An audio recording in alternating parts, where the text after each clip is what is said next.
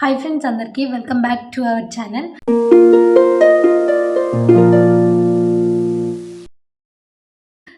So ఈ వీడియోలో ఏంటంటే cost of living in Oman ఎలా ఉంటుందో తెలుసుకుందాం.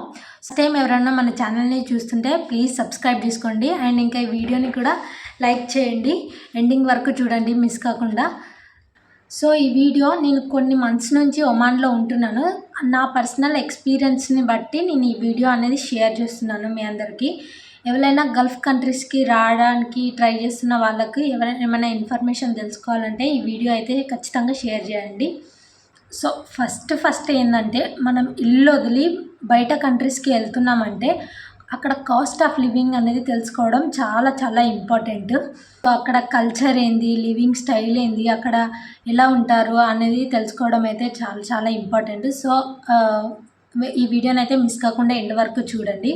సో ఫస్ట్ మనం ఇక్కడికి వస్తున్నాము అంటే ఫస్ట్ మన జాబ్ స్ట్రక్చర్ ఏంటి అండ్ మన ప్రొఫైల్ ఏంటి, అంటే మన జాబ్ పొజిషన్ ఏంటి అండ్ వాళ్ళు మనకి ఏమేమి ఆఫర్ చేస్తున్నారు, అలవెన్సెస్ కానీ food allowances, travelling and medical ఇలాంటివన్నీ కరెక్ట్గా చెక్ చేసుకోవాలి. ఆఫర్ లెటర్లో ఇవన్నీ ఉన్నాయా లేవా అనేసి ఖచ్చితంగా అయితే చెక్ చేసుకోవాలి. కొన్ని కంపెనీస్ ఏంటంటే శాలరీ ప్లస్ ఇంకా ఈ అలవెన్సెస్ అన్నీ కలిపి కూడా ఫిక్స్డ్ చేసి పెడతారు. కొన్ని కంపెనీ వాళ్ళు ఏం చేస్తారంటే శాలరీ వేరే ఉంటుంది అండ్ ఈ అలవెన్సెస్ కూడా వేరే ఇస్తారనమాట. సో అది మీరు క్లారిటీగా చూసుకొని ఇక్కడికి రావాల్సి ఉంటుంది. అండ్ ఇక్కడ ప్రతి కంపెనీ అకామిడేషన్ అనేది ప్రొవైడ్ చేస్తుంటుంది మ్యాక్సిమం. ఒకవేళ ప్రొవైడ్ చేయట్లేదు, మీకు ఫిక్స్డ్ శాలరీ కనుక ఉంది అనుకుంటే కనుక మీరు బయట వేరే రెంట్ హౌస్లో ఉండాల్సి ఉంటుంది. సో ఇక్కడ రెంట్స్ వచ్చి ఎలా ఉంటాయంటే మినిమం బ్యాచిలర్ హౌస్కి అయితే 80 to 120 ఒమానీ రియాల్ వరకు ఉంటుంది. ఇట్ డిపెండ్స్ ఆన్ లొకాలిటీ అనమాట. కొంచెం లోపలికి సిటీకి మెయిన్గా సిటీకి దగ్గరగా ఉంటే రెంట్ అనేది చాలా ఎక్కువగా ఉంటుంది. అండ్ కొంచెం లోపలిగా ఉన్నామనుకో అది రెంట్ అనేది కొంచెం తక్కువ చేసుకోవచ్చు. ఇంకా 1 BHK ఫ్లాట్స్కి అయితే మినిమం 100 నుంచి 170 రియాల్ వరకు ఉంటుంది బిట్వీన్లో. ఇంకా 2 BHK ఫ్లాట్స్ కనుక చూసుకుంటే కనుక 200 నుంచి 300-350 రియాల్స్ వరకు రెంట్ ఉంటుంది. అండ్ ఇదంతా కూడా లొకేషన్ని బట్టే ఉంటుంది. మెయిన్ సిటీలో అయితే ఇంకా కాస్ట్ ఎక్కువ ఉంటుంది. కొంచెం లోపలికి తీసుకున్నామంటే కనుక తక్కువే ఉంటుంది. సో ఓవరాల్గా రెంట్ అనేది అలా ఉంటుంది. ఇంకా వాటర్ బిల్ వచ్చేసి 10 to 15 రియాల్ అయితే కంపల్సరీ అవుతుంది.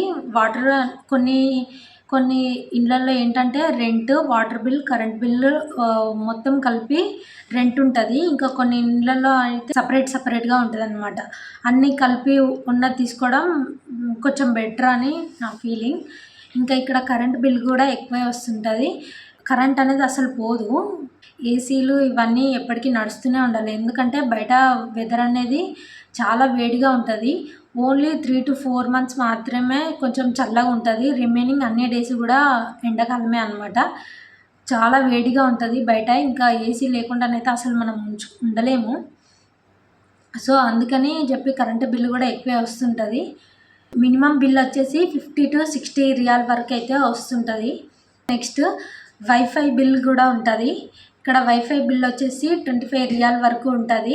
మన ఇండియాలో లాగా కాదు, అక్కడ ఐడియా, జియో ఉన్నట్టు ఇక్కడ అవేమి ఉండవు. సో ఇక్కడ లిమిటెడ్ కంపెనీస్ ఉండడం వల్ల ఇక్కడ వైఫై బిల్ అనేది ఎక్కువ ఉంటుంది. సో అదొకటి ఇంకొక ఎక్స్పెన్స్ అనమాట. నెక్స్ట్ వచ్చేసి గ్రాసరీస్. ఇదైతే చాలా కాస్ట్ ఎక్కువ అనమాట.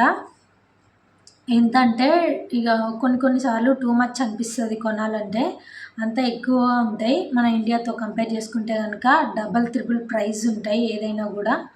బ్యాచిలర్స్ ఉండి ఫుడ్ ప్రిపేర్ చేసుకొని తినాలంటే చాలా ఖర్చు అవుతుంది. సో వాళ్ళు ఏం చేస్తారంటే ఇక్కడ మెస్లో తింటారు. 3 times వాళ్ళే ప్రొవైడ్ చేస్తారు. వాళ్ళు మంత్లీ పేమెంట్ చేస్తే అది వాళ్ళే చూసుకుంటారనమాట. ఇంకా మధ్యాహ్నం భోజనం, night dinner and morning breakfast ఇవన్నీ వాళ్ళే చూసుకుంటారు. ఇంకా ఫ్యామిలీస్తో కనుక అంటే ఒక వైఫ్, హస్బెండ్ అండ్ ఒక పాప కనుక ఉంటే కనుక ఈ గ్రాసరీస్కి ఒక 120 రియాల్ వరకే అవుతుంది. సో అది మనం దృష్టిలో పెట్టుకొని ఖర్చు చేసుకుంటుండాలి. ట్రావెలింగ్ ఇక్కడ బస్సెస్ ఉంటాయి అండ్ ట్యాక్సీస్ ఉంటాయి. మన ఇండియా లాగా బైక్స్ అలా ఏమీ అలో చేయరనమాట. బస్సు అది కాస్ట్ దాని అంటే డిస్టెన్స్ని బట్టి ఉంటుందన్నమాట. కానీ అప్పుడు అవి ఎప్పుడొస్తాయో ఎప్పుడు వెళ్తాయో మనకు టైంకి రావన్నమాట. సో మనం ట్యాక్సీలో వెళ్ళాల్సి వస్తుంది. ట్యాక్సీ కాస్ట్ కొంచెం ఎక్కువే ఉంటుంది. మన డిస్టెన్స్ని బట్టి ఇంకా వాళ్ళు బిల్ వేస్తూ ఉంటారు. దగ్గర కొంచెం డిస్టెన్సే వెళ్ళాలనుకో 1 రియాల్ 2 రియాల్ ఈజీగా అయిపోతుంది. అండ్ షేరింగ్ ట్యాక్సీ కూడా ఉంటుంది, దాంట్లో కూడా వెళ్ళొచ్చు మనము. సో ఇదన్నమాట ట్రావెలింగ్. ఎక్కువ ఫ్యామిలీస్ ఉండే వాళ్ళైతే కనుక వెహికల్ తీసుకోవడం బెస్ట్. ఎందుకంటే ట్యాక్సీలో వెళ్తే వాళ్ళకు టూ మచ్ కాస్ట్ అయిపోతూ ఉంటుంది. ఇంకా వాళ్ళకు సపరేట్ వెహికల్ అనేది ఉంటే ఈజీగా అయిపోతుంటుంది. ఇక్కడ కార్ లోన్స్ అవి కూడా మనకు ఈజీగానే వస్తుంటాయి. అండ్ ఇక్కడ డ్రైవింగ్ లైసెన్స్ మాత్రం టూ మచ్ కాస్ట్ అనమాట. మినిమం 350 రియాల్ వరకు ఉంటుంది డ్రైవింగ్ కాస్ట్. ఎక్స్ట్రాలో మన ఇండియన్ కరెన్సీలో 80,000 అయితే అవుతాయి మనకు డ్రైవింగ్ లైసెన్స్ రావాలంటే. పార్క్స్ ఇంకా బీచెస్కి ఇక్కడ హిల్ స్టేషన్స్ ఇవన్నీ కూడా ఫ్రీగానే ఉంటాయి అన్నమాట. మ్యాక్సిమము వెళ్ళడానికి ఛార్జ్ ఏం చేయరు, టికెట్స్ అలాంటివి ఏమి ఉండవు. ఎక్కువ బీచెస్లోనే స్పెండ్ చేస్తారు, పార్క్స్లో టైం స్పెండ్ చేస్తారు ఇక్కడ వాళ్ళు. సో మనం అక్కడికి వెళ్ళి రిలాక్స్డ్గా ఉండొచ్చు ఎప్పుడైనా బయటికి వెళ్ళాలనుకుంటే. ఇక్కడ స్కూల్స్ అనేటివి చాలా ఎక్కువ కాస్ట్ ఉంటాయి. ఇక్కడ ఇంటర్నేషనల్ స్కూల్స్ ఒమానీస్ వాళ్ళే అయితే 3,000 రియాల్ వరకు ఉంటుందన్నమాట పర్ ఇయర్కి ఫీజు. అండ్ ఇక్కడ మన ఇండియన్ స్కూల్స్ కూడా ఉంటాయి, అవి కొంచెం తక్కువ బడ్జెట్లో ఉంటాయి అన్నమాట పర్ ఇయర్కి. సో మనం అలాంటి స్కూల్స్ చూసుకుంటే కనుక మనకి ఈజీగా ఉంటుంది. హెల్త్ ఇన్సూరెన్స్ అనేది ఇక్కడ మనకు చాలా చాలా ఇంపార్టెంట్. హాస్పిటల్ బిల్స్ అయితే చాలా ఎక్కువగా ఉంటాయి. సో మనం ఇన్సూరెన్స్ కనుక తీసుకుంటే కొంచెం బెటర్గా ఉంటుంది. డాక్టర్ కన్సల్ట్ అవ్వాలన్నా కూడా మనకు టూ మచ్ కాస్ట్ ఉంటుంది. సో కంపెనీ వాళ్ళు ప్రొవైడ్ చేస్తారు.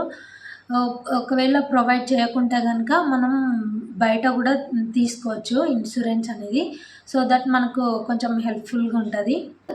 ఎంటర్టైన్మెంట్ విషయానికి వస్తే కనుక ఇక్కడ ఫ్రైడే అండ్ సాటర్డే వీకెండ్స్ అనమాట. ఆ 2 days మాత్రమే బయటకు వెళ్తారు ఇక్కడ ఎక్కువగా.